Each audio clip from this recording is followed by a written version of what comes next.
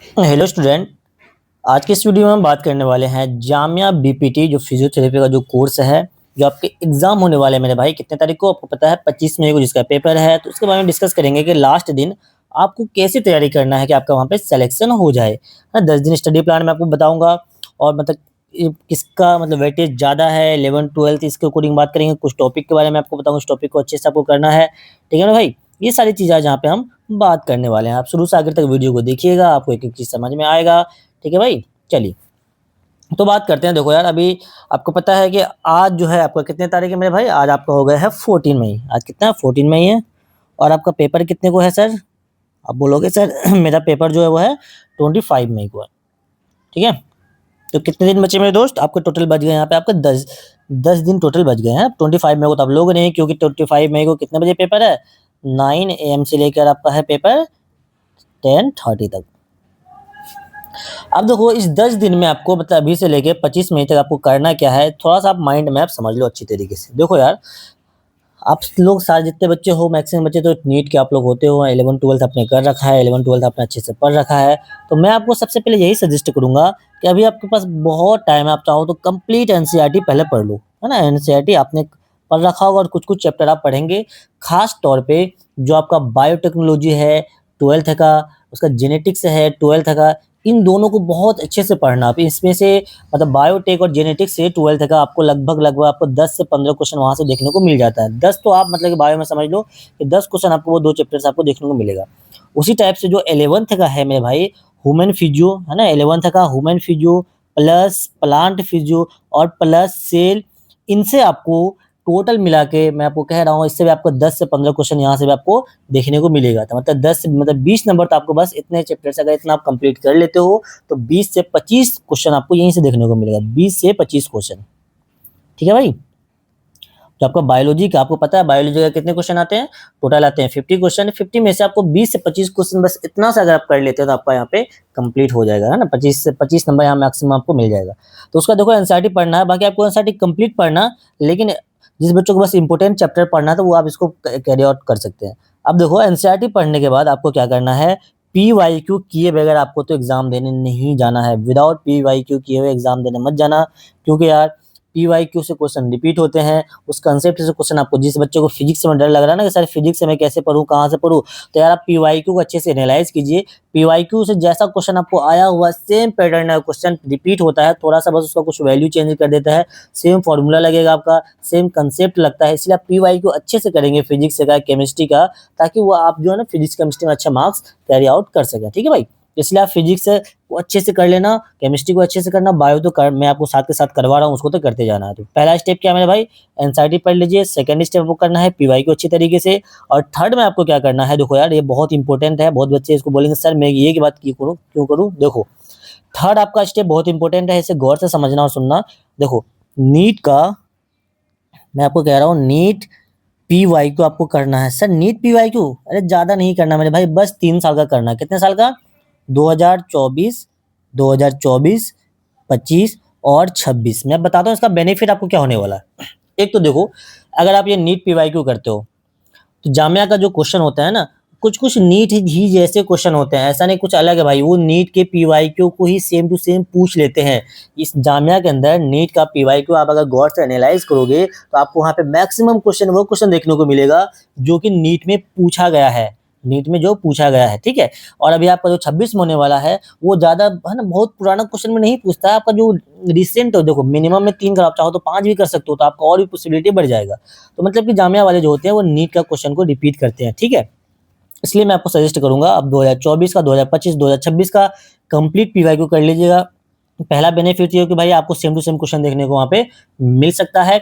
दूसरा बेनिफिट ये होगा कि अगर आप 3 बार भाई पीवाईक्यू करते हैं तो आपका कंप्लीट सिलेबस 3 बार यहाँ पे रिवीजन हो जाएगा। तो रिवीजन भी साथ के साथ हो जाएगा। अच्छे से करना, आप देखो यूट्यूब पे सर्च करना, यूट्यूब पे भाई बहुत से टीचर ऐसे हैं जिन्होंने ऑलरेडी पीवाईक्यू करवा रखा है। कंप्लीट ईयर का एक ही साथ करना है, चैप्टर वाइज ना करना, आपको कम से कम 24, 25, 26 का कर लीजिएगा। तो कोई भी आप सर्च करोगे आपको आ ही जाता है पता, यूट्यूब पे बहुत सारे कंटेंट ऑलरेडी अवेलेबल हैं, तो आप वहाँ से कर सकते हैं। तो 2024, 25, 26 का प्लीज़ आप पीवाईक्यू करके जाना। अगर आपको यकीन ना हो तो जो 2026 में जो क्वेश्चन आए हुए हैं, आप अपने बीपीटी के पीवाईक्यू से इसको मैच करना, देखना कि बहुत सारा क्वेश्चन ऐसा है ना जो इसी कंसेप्ट से पूछा गया है ना? ये कंसेप्ट से, क्योंकि भाई 2026 का बहुत आसान क्वेश्चन आया हुआ था, आपको पता है, थोड़ा लेंथी क्वेश्चन था। जो वहाँ पे मैच द कॉलम है ना, जैसे match the column A, B, C में जो था, वो डायरेक्ट क्वेश्चन पूछा जाता है जामिया के अंदर, ठीक? इसलिए आपको पीवाईक्यू करके नीट का जरूर जाना, कुछ करना ना करना, लेकिन पीवाईक्यू जरूर करना। और ये इस पीवाईक्यू, ये दोनों काम अगर आप कर लेते हो ना भाई, आपका जो अभी, अगर मान लेते हैं अगर आपका अभी 25% चांस है सिलेक्शन होने का, तो अगर पीवाईक्यू आप करके जाते हैं तो आपका यहाँ पर डायरेक्ट 75% चांस हो जाएगा सिलेक्शन का। तो अगर 75% चांस हो जाए तो फिर तो बहुत अच्छी बात है, इसमें कोई दिक्कत परेशानी, कोई दुख तकलीफ की तो बात है ही नहीं। अब देखो, बहुत से बच्चे ऐसे होंगे, सर हमने तो पूरा पढ़ रखा है ना? आपको बहुत बच्चे का सिलेबस कंप्लीट कर, मैं उसको ये सजेस्ट करूंगा कि यार आप सबसे पहले 12th कंप्लीट कीजिए, रिवाइज करिए 12th आप कंप्लीट रिवीजन कर लीजिए। अभी जस्ट बहुत से स्टूडेंट्स हैं जिन्होंने जस्ट बोर्ड दिया है, तो आप 12th कंप्लीट करेंगे। 12th का आप बायोलॉजी कर लेंगे कंप्लीट, केमिस्ट्री कर लेंगे और फिजिक्स कर लेंगे, कंप्लीट करना है। क्योंकि यार 12th से कितना भाई 60% क्वेश्चन जो आता है वो आपका 12th से ही आता है, 60% 12th से आता है। और आपको मैं एक चीज और बता दूं, जामिया का जो कट ऑफ जाता है वो आपका कितना जाता है, 65 प्लस जाता है। अगर 65 प्लस आप मार्क्स लेकर आ जाते हैं तो मान लीजिए आपका सिलेक्शन यहाँ पर हो जाएगा। तो आपका 60% मतलब 60 नंबर का, तो आपको टेंशन खत्म हो गया भाई, 60 नंबर आराम से लेकर आ जाएंगे अगर आप अच्छे से पढ़ लेते हैं। 12th को ऑलरेडी आपने पढ़ रखा होगा, 12th बोर्ड अब तो दियो बहुत से स्टूडेंट, और 12th वैसे आसान भी है, तो आप 10 दिन में भी आराम से पढ़ सकते हैं। तो 60% आपका यहाँ पे हो चुका है कंप्लीट। अब बचा भाई, अब सर 10 नंबर हमें बढ़ाने का जुगाड़ बता दो। 10 नंबर देखो आपका कैसे बढ़ेगा। 10 नंबर के लिए क्या करना है, 11th क्लास का क्या करना है मेरे भाई, 11th का आप क्या करो, ह्यूमन फिजियो, और जो ऑलरेडी मैंने बताया स्टार्टिंग में, ह्यूमन फिजियो कर लीजिए और प्लांट फिजियो कर लीजिए, और साथ के साथ आप sell the unit of life कर लीजिए। अगर इतना सा कर लेते हैं तो आपको यहाँ से 5 से 7 क्वेश्चन आपको देखने का 5 से 7 क्वेश्चन, इतना सा टॉपिक्स आपको देखने को मिल सकता है। इवन कि मैं कहूँ तो 10 क्वेश्चन तक यहाँ से आ जाता है आपका। अब मैं अब 6 से 10 आप बोल दो, हाँ 10 क्वेश्चन तक यहाँ से आ जाता है। 10 क्वेश्चन आपका यहाँ से आ जाएगा। अगर है ना, अगर आपने देखो इनऑर्गेनिक जिसका कंप्लीट, आपको पता है 11th में कितने चैप्टर इनऑर्गेनिक, 2 या 3 चैप्टर है बस। अगर आप 3 चैप्टर इनऑर्गेनिक कर लेते हो भाई, 2 नंबर वहां से बढ़ जाएगा। तो अगर ऑर्गेनिक कर लेते हो 3 चैप्टर, तो 2 नंबर वहां से बढ़ेगा। और आपका फिजिकल केमिस्ट्री अगर आप कर लेते हो, फिजिकल भी 3 से 4 चैप्टर है, अगर उसको अच्छे से करते हो तो 3 नंबर वहां से बढ़ जाएगा। मतलब कि इधर देखो 3 2 5 7 नंबर आपका और इंक्रीज हो जाएगा। टोटल ओवरऑल अगर आप देखते हैं तो 60 नंबर आपका 12th से आ रहा है। और इधर आप देखो तो 10 नंबर, इधर कितना भाई, इधर देखो 10 नंबर, और ये हो गया आपका, तो आपको टोटल 77 नंबर का यहाँ पे जुगाड़ मैं आपको बता रहा हूँ। तो अगर इतना भी आप कर लेते हो मेरे भाई, तो आपका सिलेक्शन हो जाएगा। अभी 10 दिन में इतना सा करना कोई बहुत ज़्यादा टफ नहीं है। देखो ये तो आपको पढ़ना ही है, जो जिन्होंने नहीं पढ़ा है कुछ भी, इतना और एटलीस्ट आप पढ़ लेना मेरे भाई। और साथ के साथ मैंने आपको जो जो बहुत अच्छी बात है, जो है ना, बहुत आपको कोई नहीं बताएगा भाई, नीट का पीवाईक्यू करके जाना मिनिमम 3 साल का। अगर आप 5 साल का कर लोगे तो बहुत अच्छी बात है, लेकिन मिनिमम मैं बता रहा हूँ, मिनिमम आप 3 साल का पीवाईक्यू करके जाना नीट का एग्जाम देने से पहले पहले। अभी 10 दिन बचे हुए हैं, 10 दिन के अंदर आप इसे आराम से कर सकते हो, इसमें कोई दिक्कत कोई परेशानी आपको नहीं होगी। बाकी फिर भी आपको कोई डाउट हो, कोई परेशानी हो, तो आप हमें कमेंट कर सकते हैं। मुझे बस यही आपको बताना था। बहुत बच्चे बता रहे थे सर, मैसेज कर रहे थे सर हमें स्ट्रेटजी बताओ, क्या पढ़ें कैसे पढ़ें। तो खैर सिंपल सा बात है, फिर से बता देता हूँ, एनसीईआरटी पढ़ लीजिए, साथ के साथ पीवाईक्यू कीजिए जामिया का, और नीट का पीवाईक्यू कीजिए। ये 3 स्टेप आपको तो करना ही करना है। और जिस बच्चे का है ना, आपको आप किसी ने कुछ भी नहीं पढ़ा था, एटलीस्ट यार 12th पढ़ लो। है आपने 12th बोर्ड दिया होगा तो 12th अच्छे तरीके से कर लो। 11th का कुछ 3-4 मैंने बताया टॉपिक, इस चैप्टर को कंप्लीट कर लीजिए। अगर ये सब सारा आप कर लेते हैं तो यार आपका सिलेक्शन होने से आपको कोई नहीं रोक सकता है, क्योंकि जामिया का कटअप ज़्यादा नहीं जाता है। 65 अगर प्लस आपका मार्क्स आ जाता है तो समझ जाइए कि आपका सिलेक्शन हो जाएगा। ये बात मैं इस वजह से भी बोल रहा हूँ, क्योंकि जामिया के अंदर इससे पहले टोटल 40 सीट हुआ करता था, लेकिन आपको पता है कि 10 सीट इंक्रीज हुआ था भाई। कट ऑफ कहीं ना कहीं थोड़ा सा नीचे जाएगा, है ना, थोड़ा सा नीचे जाएगा।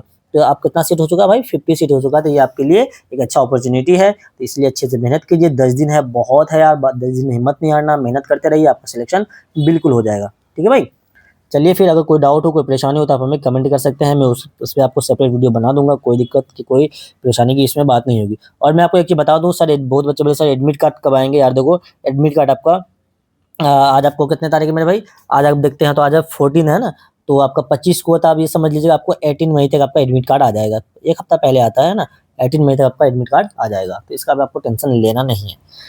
चलिए मिलते हैं फिर नेक्स्ट वीडियो में मेरे भाई। देखो मेरे आपसे एक ही रिक्वेस्ट होती है, अगर आपको वीडियो पसंद आता है तो आप चैनल को सब्सक्राइब कर सकते हैं, ना आए तो कोई दिक्कत नहीं है, लेकिन यार इतना ज़रूर करना कि अपने दोस्तों के साथ इस वीडियो को शेयर ज़रूर कीजिएगा, ताकि किसी और का यहाँ पे हेल्प हो जाए। शेयर करना, एक अपने 1 से 2 दोस्तों को ज़रूर शेयर करना मेरे दोस्त, ठीक है? इतना आप ज़रूर करना।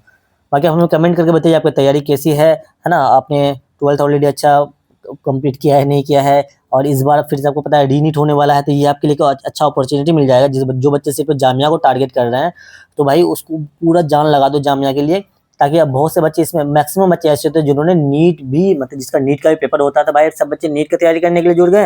अब थोड़ा-सा 10 दिन निकाल के इससे अच्छे से तैयारी कर लो, फिर नीट की तैयारी कर लेना। तो 10 दिन पूरा जान लगा दो यार, है ना? आपका ऐसे कॉम्पिटिशन बहुत ही लो हो चुका है यहाँ पे, बहुत बच्चे अभी उधर नीट में चले गए हैं।